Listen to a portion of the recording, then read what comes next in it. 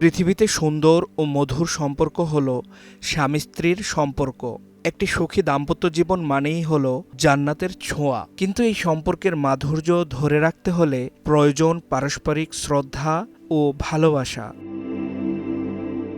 ইদানিং আমাদের সমাজে একটি প্রশ্ন বেশ চর্চিত হচ্ছে, তা হল স্বামীর নাম ধরে ডাকা কি জায়েজ?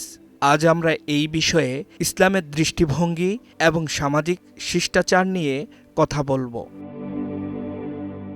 ইসলাম একটি ভারসাম্যপূর্ণ জীবন ব্যবস্থা। স্বামী স্ত্রী একে অপরকে নাম ধরে ডাকার বিষয়টি মূলত নির্ভর করে সামাজিক রীতিনীতির ওপর।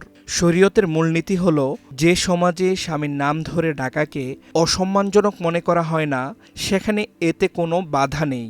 যেমন আরব দেশে নাম ধরে ডাকার প্রচলন ছিল এবং তারা এতে কিছু মনে করতেন না। কিন্তু আমাদের উপমহাদেশের প্রেক্ষাপটে চিত্রটা ভিন্ন। এখানে স্বামীর নাম ধরে ডাকাকে সাধারণত সম্মানহানি বা বেয়াদবি হিসেবে গণ্য করা হয়।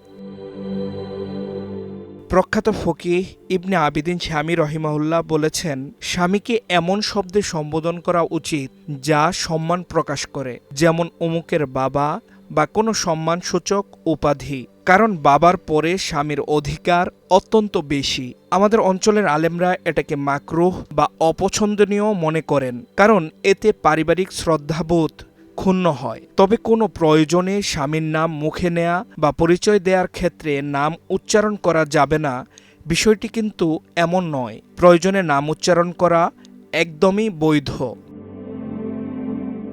স্বামী স্ত্রীর সম্পর্কের ভিত্তি হওয়া উচিত একে অপরের প্রতি মায়া ও সম্মান। স্বামীকে সম্মান দিলে স্ত্রীর মর্যাদা কমে না, বরং সম্পর্কের গভীরতা বাড়ে। ফ্যাশনের নামে সম্পর্কের মাঝে যেন শ্রদ্ধাবোধ হারিয়ে না যায়, সেদিকে খেয়াল রাখি। মুফতি জাকারিয়া হারুন, সময় সংবাদ। মা, পিম্পল 5 দিনেই চলে যাবে। যাবে না মা। যাক, নিমের 5 অংশের পাওয়ারে 5 দিনেই দূর হবে পিম্পল। হিমালয়া পিউরিফাইং নিম ফেস ওয়াশ।